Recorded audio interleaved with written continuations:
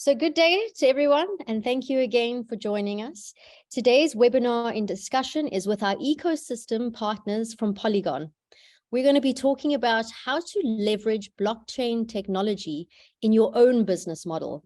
And for those that are here to learn about Polygon for the very first time, their main aim is scaling the Ethereum blockchain by providing faster and cheaper transactions whilst not compromising on security. And as we know, security is a big one, especially in Africa. So by the end of the session, you will have all the information you need to know on how to build on their blockchain. On today's lineup, we'll be meeting a few of the team members from Polygon, and they are here to educate, inform us, and also connect with you all. But before we meet Polygon, we're going to go to Gideon Greaves. He's the managing director at CBVC, and he is here to talk about today's topic, which is blockchain and the African continent. So Gideon, tell us a little bit about what's happening. I know you've just recently been to Kenya, but you're really much on the ground, and we're seeing a lot happening, especially on all our social platforms. So tell us what's been happening. Cool. Yeah, thanks, Stacey. Welcome, everybody. So for those of you who are joining our webinar for the first time, or one of our webinars, just a quick note on who we are. So CBVC is a Swiss venture capital firm, and there's two aspects to the business. The one is the focus that we have on investing in startups that utilize blockchain technology.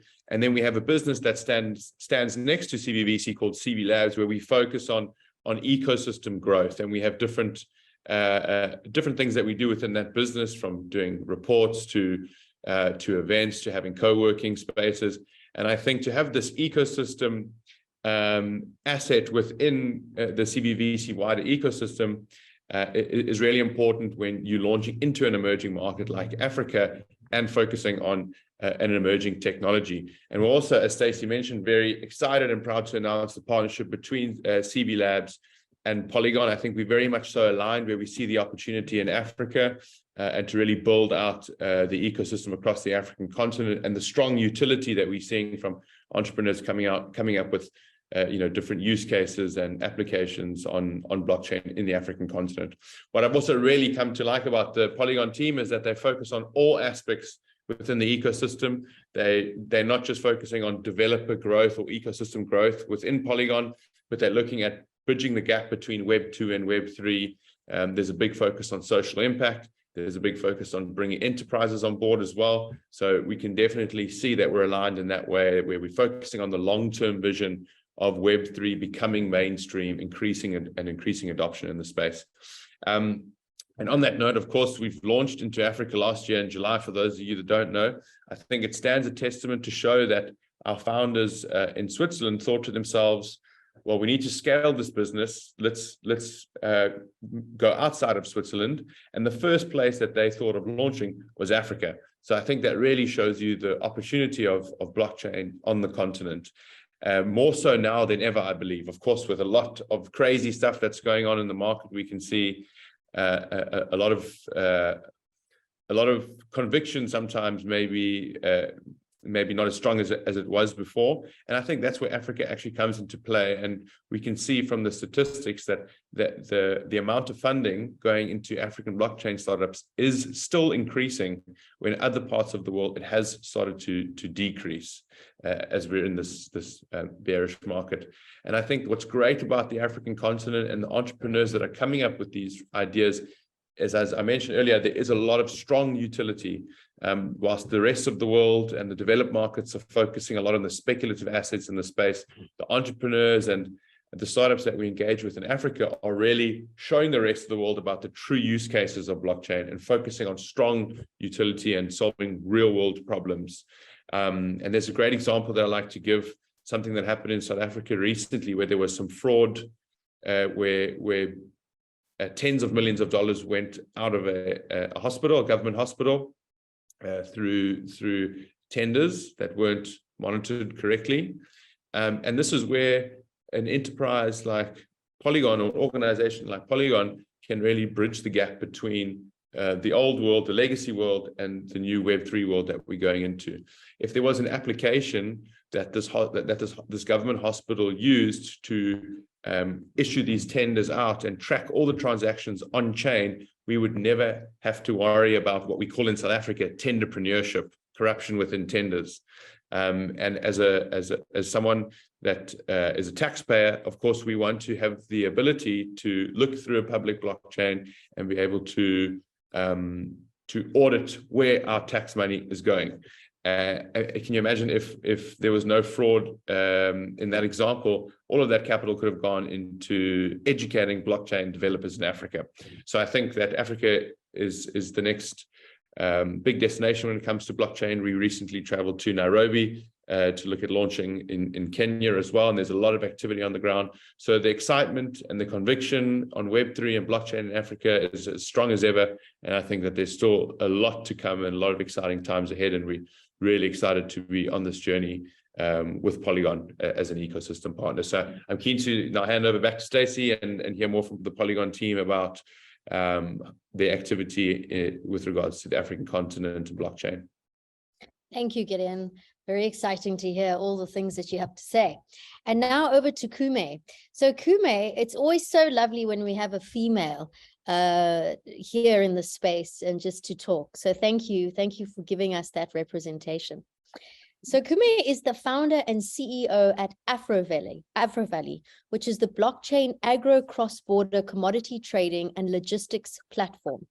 With the use of blockchain technology, Afrovalley are essentially helping the farmers stay connected to what the buyers need. So anything that you can think of, from farmers to wholesalers to retailers to the time that we actually buy the fresh produce, that is what Kume is focusing on. And it's great to see it in the agricultural industry and how blockchain is making a difference there. So Kume, please tell us everything that you know about blockchain and just how it feeds into your business at Afrovalley. Thank you so much, Stacey. Hello, everyone. Thank you for coming to this session. You can hear me okay, right, Stacey? Everyone? Can you hear me? Okay. Yes. So for those of you that probably know a lot more about blockchain, I don't want to bore you, so I'll just go simply high level around how I perceived blockchain and how it's transformative. And then we go about on how we're applying it in our industry and the work that we do. And then finally, I'll talk a little bit about what I think is the future of blockchain is. So to start from, like, basically for me, what blockchain is and the whole aspect of peer-to-peer ledger or connection, for me, it's about an infrastructure, a societal transformational infrastructure where we connect actually individuals to individuals. Traditionally, we go through central systems to get trust and to connect with one another. But then now blockchain is bringing a concept of trust through transparency and immutability aspect of it. And that trust is actually enabling us to engage directly with one another. And then actually by engaging with one another, there is a whole lot of aspect of blockchain, which means that now it can bring this culture of trust and collaboration. We can coordinate better. And then actually from coordination, there can be a lot of inefficiencies that can be created. All this is big transformation, not in a micro level, but in a macro level, because we're living today, especially if you look at Africa from a bigger scale, people fight, there is a huge tribal conflict because the system is made for people not to collaborate, not to trust, and to look into more smaller issues, right? So now if you come into an infrastructure concept where you focus more about trusting each other, working with one another and collaborative, that's a huge cultural issue, cultural transformation. So for me, from a micro up to a macro level, actually, if you look at blockchain, it's more like a road. It's an infrastructure that we're actually building trust with one another and then changing societal aspect. So for me, this is how I see blockchain as a societal transformational infrastructure. When we come to agriculture and what we do, Stacey touched a little bit about Afrovalley, but for Afrovalley, for us, what we do is we basically drive community development through farmer empowerment. And we use blockchain for farmer empowerment by actually engaging the farmer directly with international markets. And then by creating that direct linkage, actually it will help for the farmer to gain more income. And then basically through that income, actually they can develop a better socio-economical development. And then further, what we're looking at is also building that trust, because today, if you look at buyers, often they don't want to engage with farmers or even with African suppliers because there is this trust issue. And we are mitigating and we're using blockchain to build that trust and through transparency and immutability. So this is basically by using trust aspect, by creating direct engagement, we're taking the blockchain aspect, bringing it to Africa. Our first project is basically a coffee project, and we're using the coffee farmers to empower by using blockchain. If you would go quickly in terms of some of the numbers, right? In terms of the coffee farmers, Africa in general, 60% of the African population are smallholder farmers, and then it's huge economical backbone for the society. But then if you look at and see how much they make, the farmers actually they don't even get 20% of that share of income towards them, because across the supply chain, there is huge, basically middleman and huge cartel as well. So there is huge disparity between the farmer and then also the end buyer.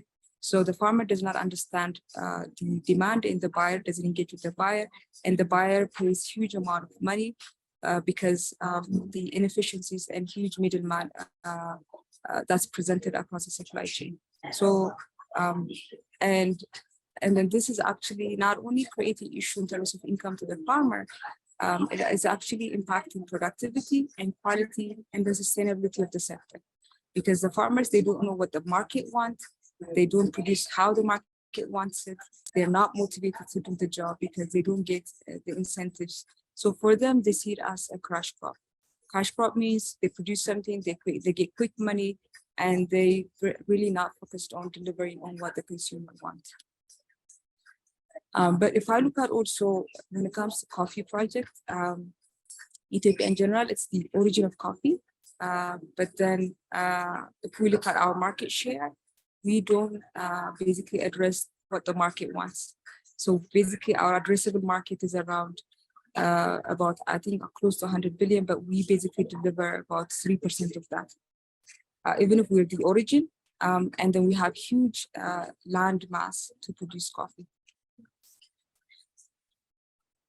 So I talked about a little bit in terms of the micro aspect and the macro aspect, and the challenges are literally the inefficiency created because of the poor linkage, the middleman that's overshadowing the market linkage, the lack of transparency, because buyers, they don't often want to engage with the Ethiopian sector, even if it's the origin, quality is there, but they don't trust the sector.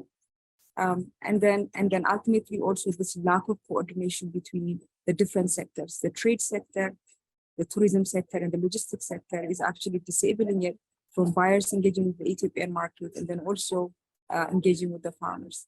So, and we're trying to fix not only at the micro level, but also at the macro level. And we believe blockchain actually would address this. So number one, by creating this marketplace, by enabling direct market linkage between the farmer to the buyer, which will help to increase income and then also improve motivation for the farmer, and then also for the farmer to understand better what the market demands so that they can produce what the market demands. And then also for the buyer to trust the African farmers by actually building this transparent supply chain, by enabling this track and trace mechanism for the buyer actually to know where their product is at a certain point, where the farmer, where the coffee is coming from, where it's originated, what point as the coffee is.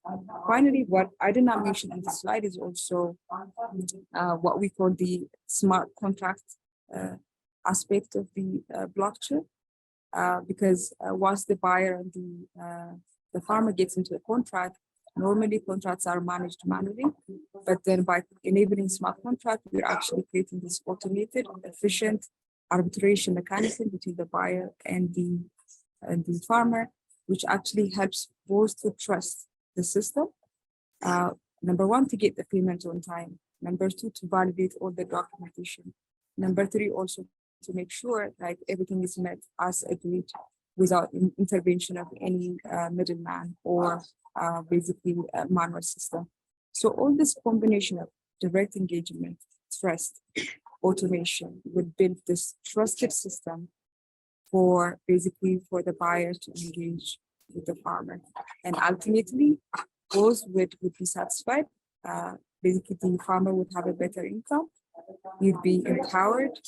He would be motivated, and ultimately also deliver what the market wants. And that way, you can actually deliver sustainability. So we're driving productivity and profitability. The next aspect is what I call the community development aspect. I mentioned our interest is not in basically coffee, but for us is basically how do we use natural resources. So what Africa has like coffee, how can it actually support for community development? We achieved the income aspect, but then how do we get people to work together? And this is also one thing that we saw about the whole blockchain aspect. So if some of you don't know agriculture, a lot of agricultural farmers, they're smallholder farmers. They deliver micro lots, but basically often the buyers, they want larger quantity because of the transport cost.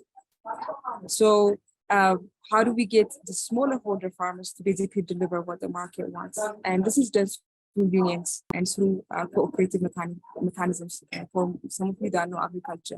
But we believe union and cooperative models are still centralized. It doesn't come to the farmer level and it doesn't fully empower the farmer.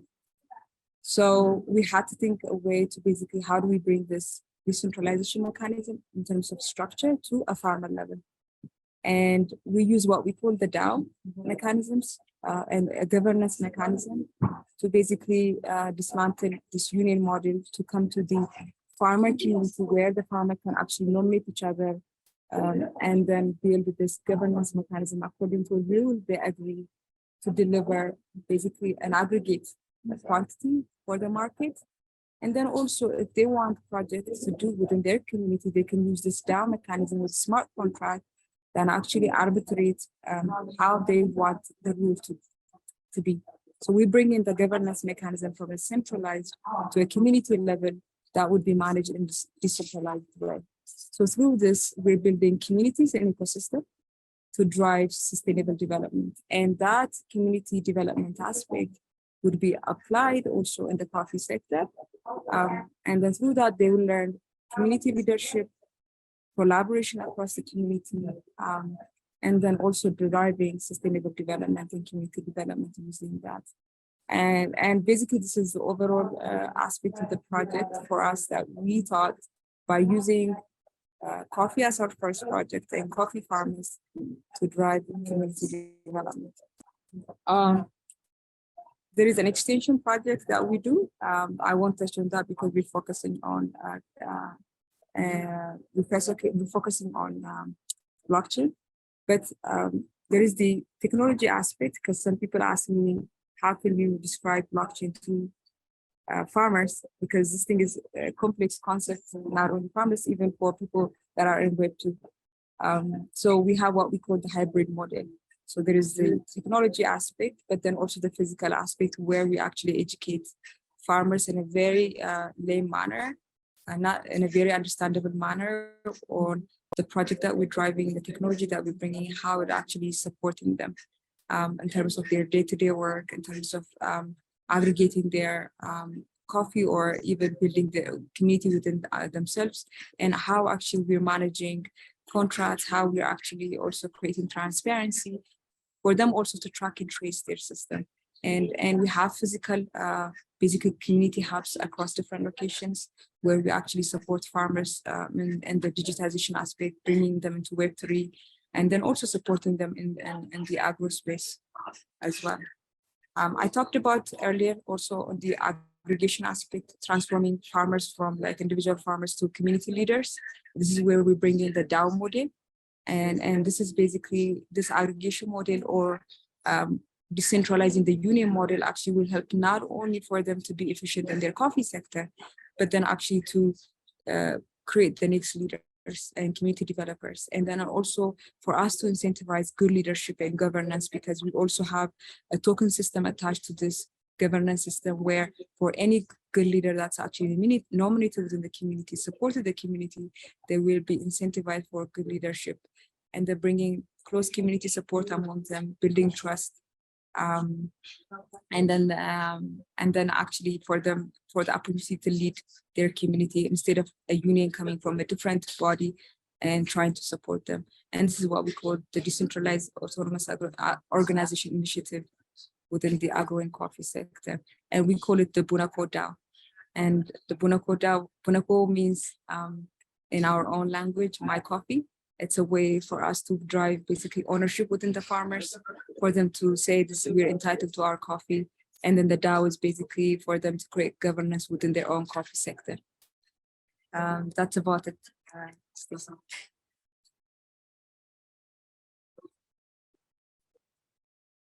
Thank you, Kume. It's so interesting, and you know, I find it so awesome that you're actually fulfilling the space, and I love the name Afro Valley. I think it's awesome. And I see that your coffee farms are predominantly in Ethiopia.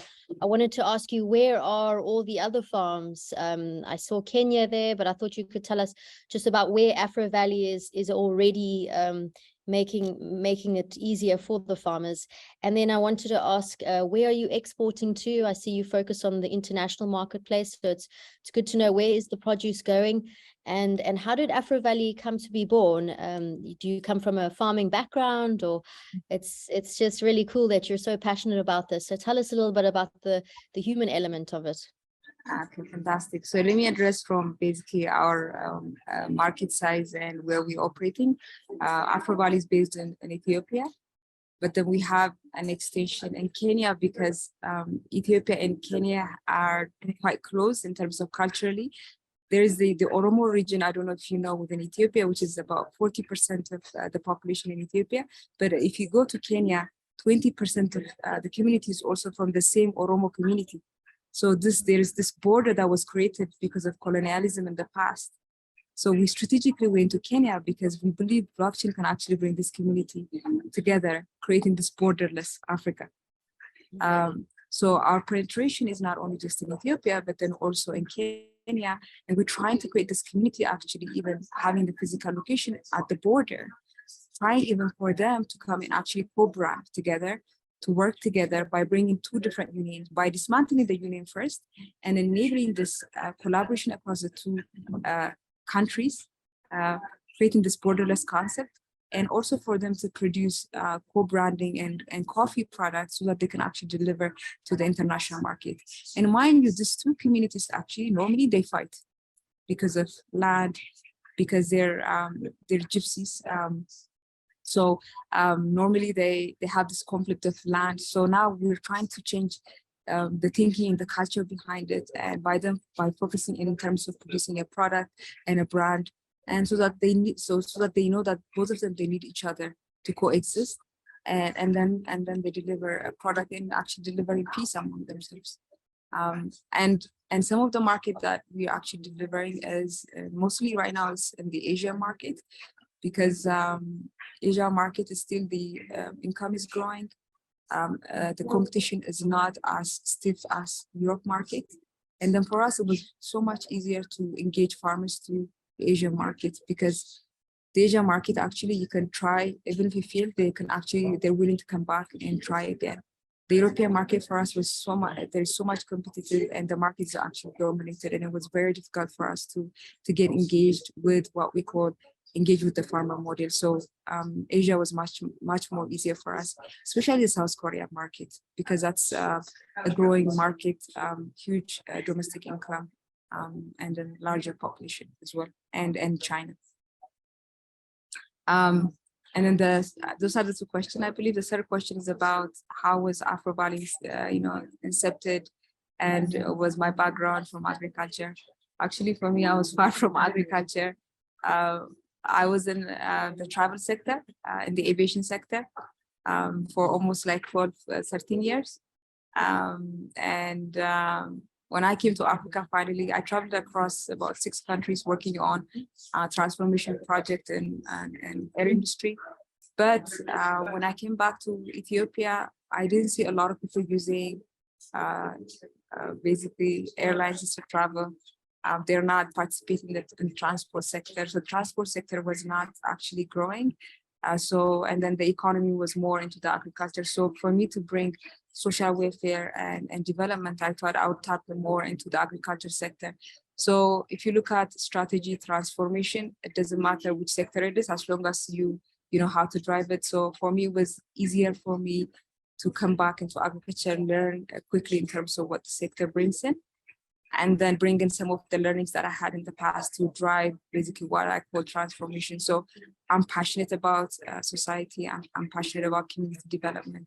And that's what brought me to Africa, brought me to Ethiopia. And then agro is the main sector. So I had to pivot to agro sector and then bring in technology, which is what I know the best.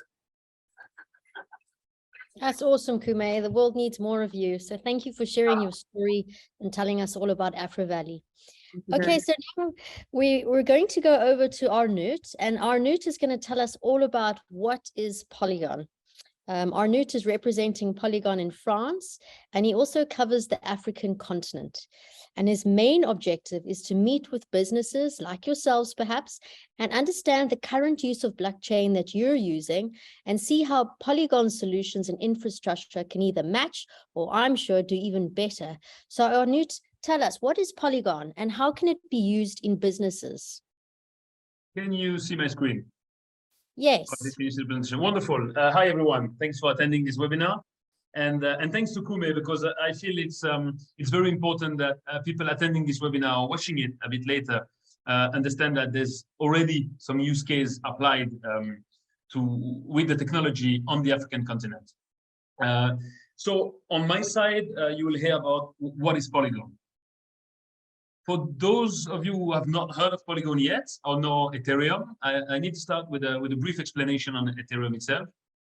So Ethereum is a decentralized global network that can also be called a layer 1, and it was created in 2014.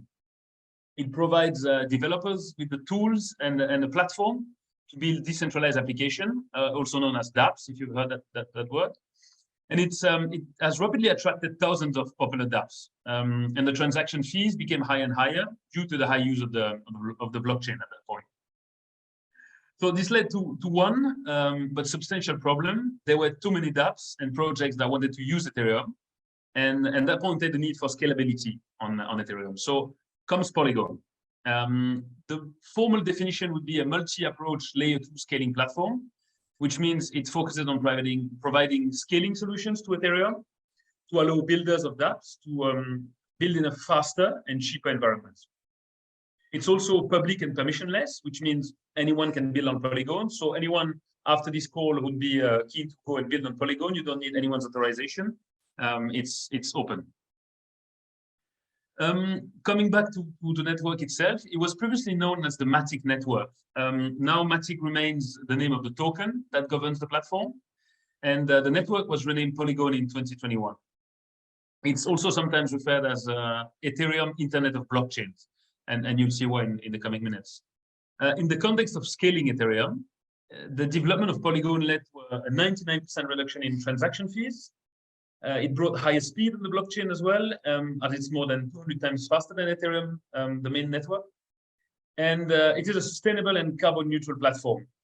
So besides this, Polygon has launched a $20 million fund that was created to contribute to environmental projects. And there's also several dApps that have been built on Polygon and being built on Polygon about environmental impacts, including decarbonation. Now, back to the history of the network. It started in 2017, and the mainnet went live in 2020. Early this year, in 2022, we raised $450 million from institutional investors. You might know some of them: Sequoia, Tiger, SoftBank, if those names rings a bell. These funds are used to ensure that Polygon leads the way for mass adoption of Web3 application, and also for us to invest in cutting edge technologies, mainly in zero knowledge, which I'll mention in a little while. Sorry. Polygon has committed $1 billion for zero knowledge research, and other solutions such as SuperNets that I'll mention as well have dedicated resource. Here you can observe also some interesting figures. The total addresses, 180 million total addresses created. The number of transactions gives us some good credibility as well, 2.2 billion transactions. And the market cap available to secure the network, which is at the moment of that slide, it was $7 billion.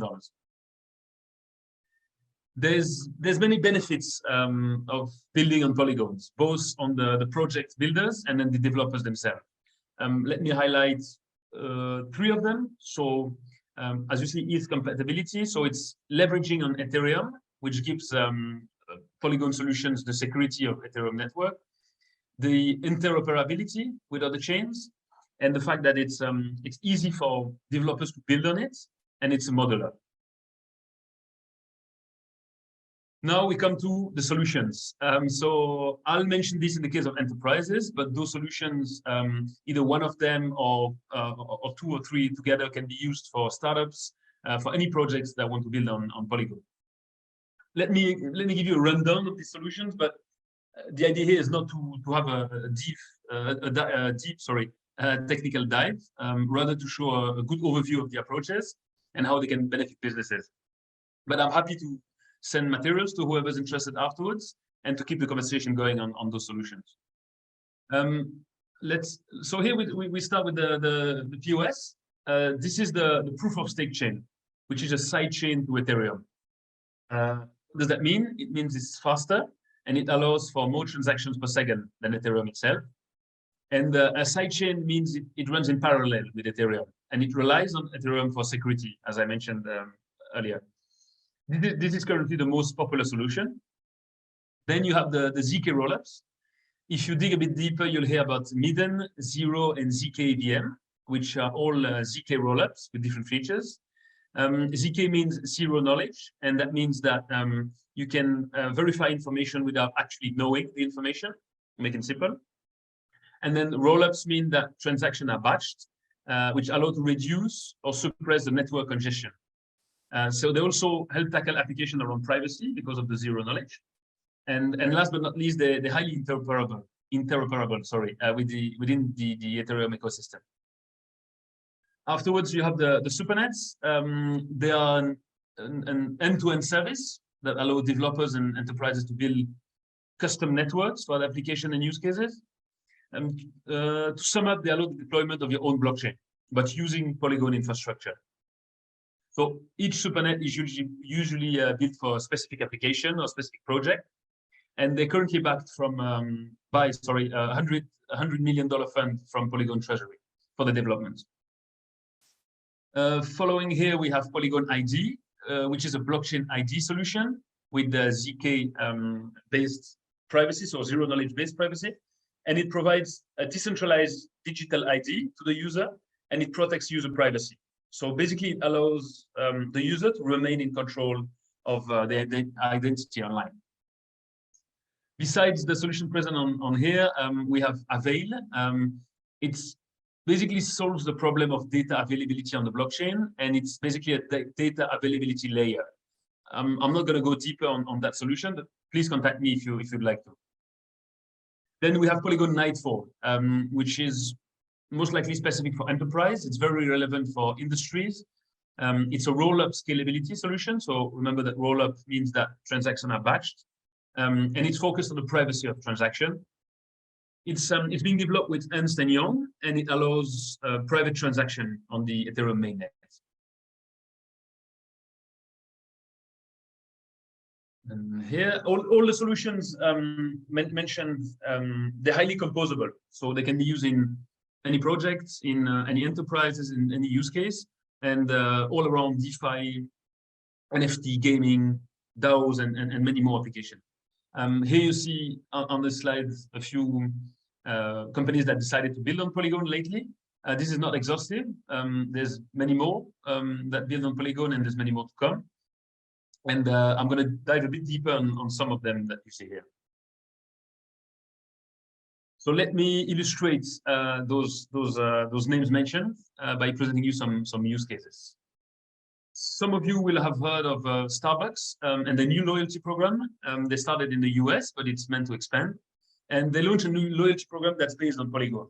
So it allows members to earn or purchase NFTs.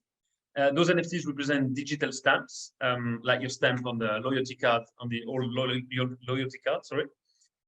Those stamps can unlock new experiences and benefits to customers. So one of the benefits for Starbucks to build on Polygon is the interoperability with other blockchain networks, which means if they wish so, they could, for instance, allow, they could, for example, create cross partnerships on loyalty programs with other enterprises on the blockchain. And then Nubank here, you see it's a bank in Brazil, a large bank in Brazil, and they've used SuperNets to create a loyalty program on the blockchain. Around the topic of data management, yes, Mercedes has launched an initiative to monetize the data as a marketplace for enterprise in multiple industries. And then for those of you who are in logistics or trading, and Kume mentioned that in her presentation, you know the pain of a delayed bill of lading, for instance. And so projects like CargoX are building on the blockchain, and in this case, leveraging the proof of stake blockchain to transfer logistics documents in a faster and more efficient way. Now come to payments, which is usually the most known use case on the blockchain for now. And there's several use cases of payments around the Polygon ecosystem. For instance, in the Swiss city of Lugano, you can now pay your favorite fast food with crypto money, but also your taxes and other admin fees. So all of that using crypto. And Polygon is the official blockchain partner to implement that program, that plan, basically of converting Lugano into a crypto city. Now, Stripe, which is an online payment platform, has been accepting USDC. USDC is a cryptocurrency that's pegged to the dollar. And they use Polygon because of the low fees, the speed, and the compatibility of wallets as well on the blockchain. Now, government, last but not least, we've also been leveraged by governments around the world, besides the case of payments from Lugano. And the police in Firozabad is integrating police complaints on the blockchain to avoid any manipulation. And then the government of Maharashtra is using blockchain to identify beneficiaries of subsidies and basically reduce or completely annihilate frauds. And the last example that I wanted to mention is Dolce & Gabbana, that created NFTs, VIP, I would call NFTs. Some of them were designed directly by Dolce & Gabbana themselves. And those NFTs are represented by an underlying physical object as well that the owner of the NFT can redeem. Now, this was a brief overview of the many use cases of blockchain in our daily lives. I believe there's much more to come. We look forward to welcoming more cases and more businesses in the coming months. As developers in Polygon keep developing new blockchain infrastructure solutions and improving the current ones.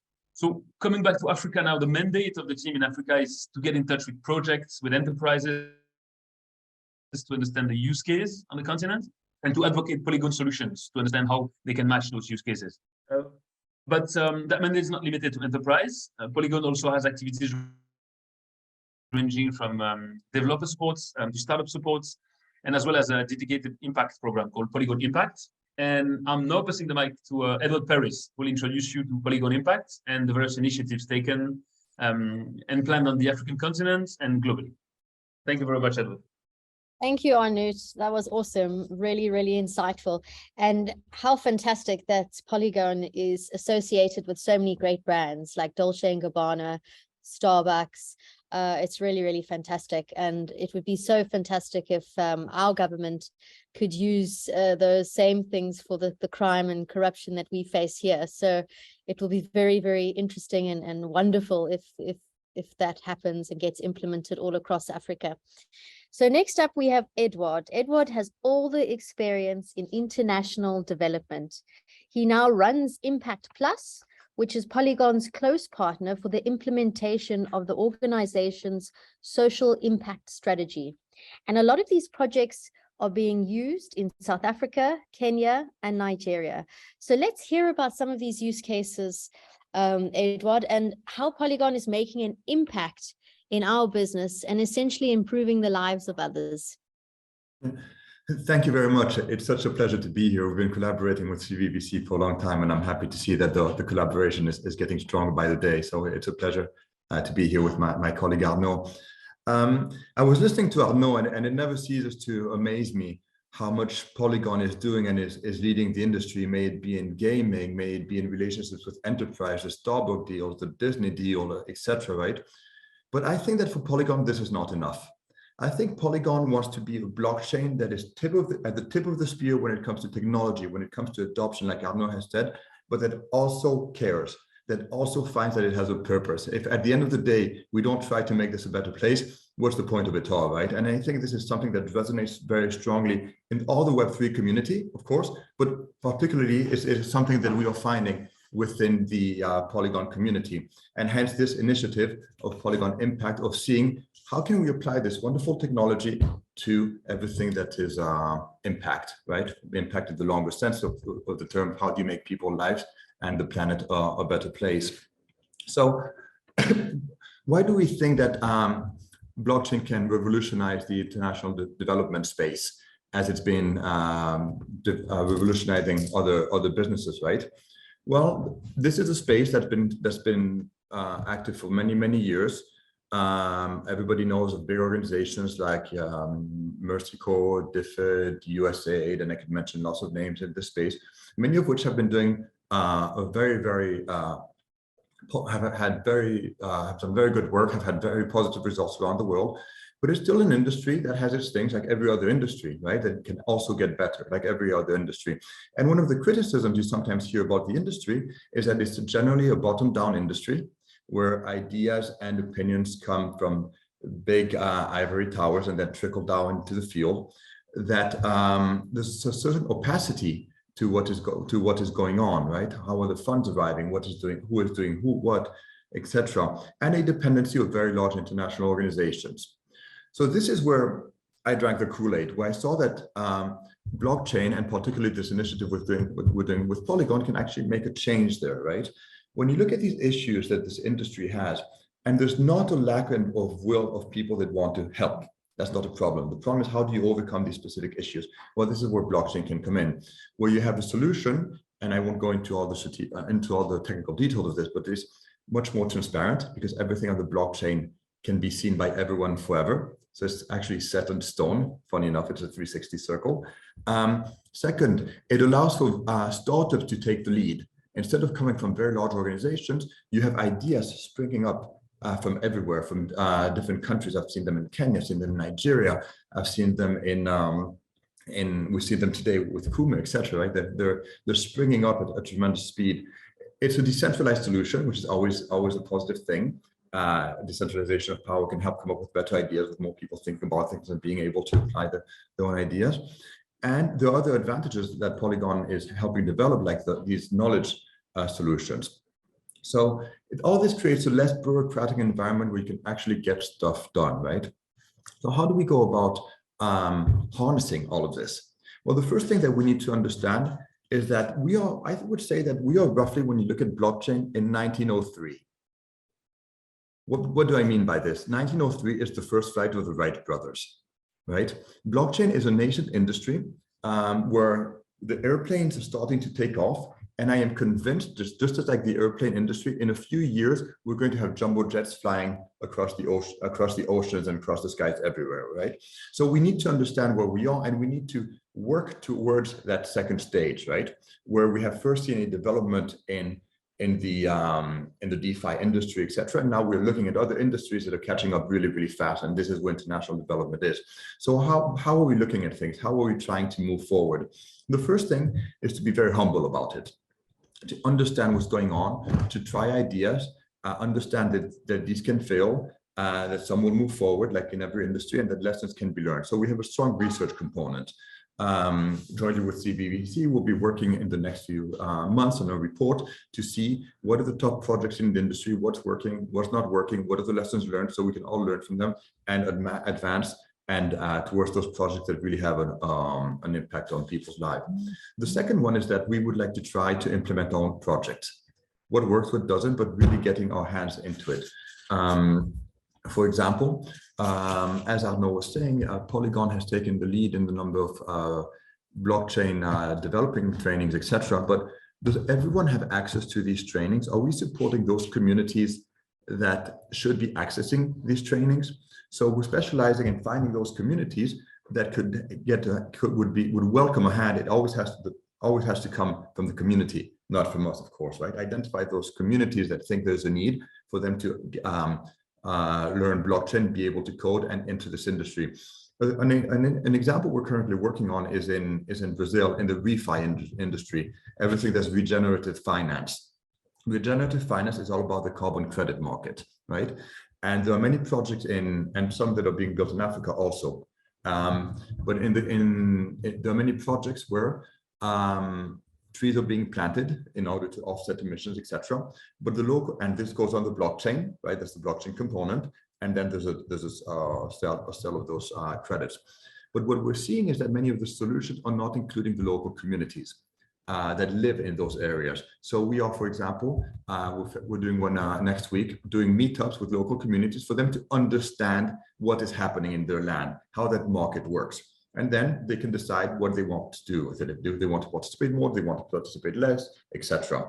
Second thing we're going to do is reach out to members of that community who then would like to become Solidity developers. So we'll prepare a Solidity training for them. But then, and this is the key issue in international development, we need to add a third component, which is sustainability. So we're working with the whole industry, which is incredibly engaging, to then, in the third phase, find internships for those people that we have trained to close the cycle. So if you see any specific industries where we could be doing this, or communities where you're based, please get in touch with us and let's have a chat on how we could do that.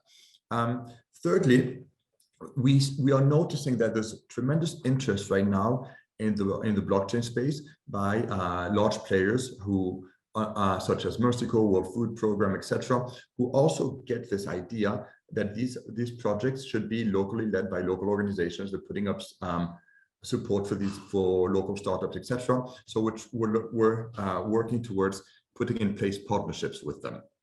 Mercy Corps is one of the partnerships we're going to be signing in the near future. We will be supporting one of the pilots. We will be training and providing technical support to the startups that are working with Mercy Corps, etc. So all this taken as a package has the objective to complement Polygon's mission of becoming a blockchain with purpose. So to close, what I'd like to say is that what we're seeing in this space, what we're seeing in Africa in this sense, is absolutely amazing and breathtaking, as Gideon mentioned before, the number of activities that are springing up and popping up everywhere. But we also have to be aware that this is the beginning of a long journey that is going to be very hard for us. It's already a bear market. It's a good time to start working on those initiatives, and that we need to build, but we also need to be able to harness all that knowledge that we're acquiring as the airplane takes off. Thank you very much. Awesome. Thank you, Eduard. I love that analogy of how you had it as the airplane taking off, and that it's a long journey.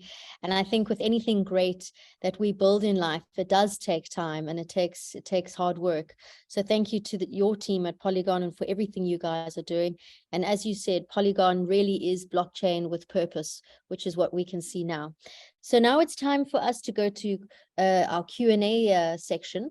And we have two great questions that I'm going to direct at Arnoud. So the first one is from Musa, and he says, hey, I hope you're doing well. So we hope you're doing well too. Do you build blockchain use cases with startups that want to shift from Web 2 to Web 3 with developer support? So Arnoud, can you answer that for us? Sure. I feel there's like two questions in that one. So do we build? I'm sorry. Do we build use cases? Polygon is in building infrastructure solutions for the blockchain, not really into building use cases. So I think Musa, right? Musa, you can contact me, and then we see how we can brainstorm about that, just you and me.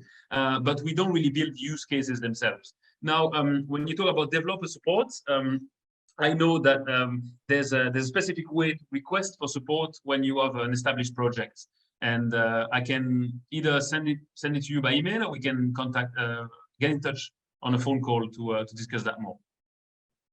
Fantastic, thank you. And another question for you is, how do companies that want to build on the blockchain start? What are the considerations that they need to factor in? Excellent question. So it depends on where you are on your blockchain journey. I would say the best is to have your use case ready, and then we can discuss it, or you can discuss with an implementation partner directly, which is basically a developer's studio, to understand how that use case, which is purely based on your business, will translate into the blockchain. But so I would say first, think about your use case, what you want to achieve with them. Is it speed? Is it traceability? Is it cheaper cost of transactions, etc.? And then understand which partner to contact. Okay, I would like to add some color to Arnaud's answer to reinforce what he's saying about the use case, right?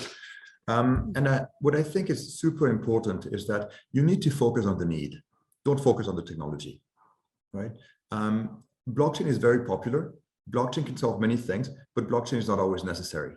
Blockchain, so make sure that when you find a problem, right, you understand that need, and then you ask yourself, how central is blockchain to that solution? What is it achieving? If you can answer that question properly and simply, then you probably have a case. But remember, if it doesn't, what you're trying to achieve, particularly in the impact space, which is to improve people's lives, what you're trying to achieve, you have many tools in your toolbox, right? One of them is blockchain, and we're here to help you if that's the most effective tool. But focus on the need, and then look at the characteristics of blockchain and see how they tick that need and to what extent they add value. In the case of Kume, for example, that was a very clear one, right? The transparency, quickness of she's overcoming specific problems of her industry. And this is how she saw that blockchain could make a difference that other tools and other solutions didn't bring to the table. Awesome. Okay, great. That's awesome. Thank you, Eduard. So another question we have is from Siddhartha. I hope I'm pronouncing your name correctly. And you're asking, do you have DAO-related use cases where communities are engaged with to decide and evaluate impact collectively? Maybe you want to answer that for us, Eduard? Oh, I think you're on mute. You muted, Eduard. That's okay. It's amazing. Yeah, it's amazing. No matter how many we do of these, we just don't learn, do we? Okay. The answer is ourselves as Polygon, no, because this is a decentralized thing. This is something that the communities have to do. We provide those tools that are decentralized for the communities to be able to act, and DAOs are definitely a way forward. And there are many cases where we are seeing DAOs in the specific impact space. I was just reading an example. Now we're taking a left turn towards Brooklyn, where different community members saw that funding wasn't reaching their communities properly, that there was a good way to decide which projects had to be implemented, and they didn't really know where money in local organizations was going. So they got together, started receiving some funds through crypto, and came up with a governance system in order to be able to decide where those funds should be going, and through blockchain they could see where they are going. So these ideas are springing up, they're coming out everywhere. So the answer is the community is coming up with these solutions, and I hope Siddhartha will be seeing one from you very soon. Awesome.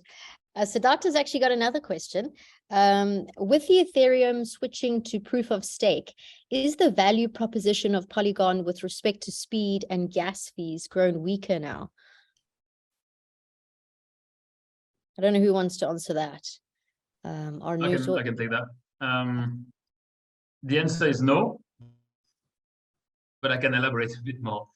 So basically, the switch to POS was a switch of consensus, which didn't really affect the way Ethereum scaled and didn't really affect the transaction fees and the transaction per second on Ethereum. So Polygon is still as relevant as ever now, and it will be even more relevant with, for one example, the ZK VM and other ZKs. When on the next updates, Ethereum will be sharding. Sharding means it will, on a very simple term, divide into several blockchains. That will help scale. And then being able to apply ZK rollups on each of these chains will scale Ethereum even more. But so no, Polygon is still as efficient as ever and as needed as ever to scale Ethereum. Great, thank you, Arnoud. I think those were some fantastic questions that we had. We hope that we answered them all. And that's it for our webinar today with Polygon. So thank you to all the panelists that joined. Kume, it was so fantastic to learn about Afro Valley. Gideon, always nice to hear what's happening on the ground. To Eduard, thank you so much for sharing all of that and just the impact that you guys are making. And to Arnoud, just for having all the knowledge that Polygon really is. So thank you to you guys. Here's our final slide with everybody that spoke today, so you know exactly who they are. Arnoud, is there another slide that you have for any information, or if there's any platforms that you want to join of Polygons, we're going to add it into the chat box now. But we really want you guys to reach out, connect with us, ask the necessary questions, and essentially we're here to collaborate and work together and find out how can we make this difference. And exactly to what Eduard was saying is, you know, find the need, and that's really awesome. So I think we'll leave it on that. Until next time, I'm wishing you guys a great day. Cheers.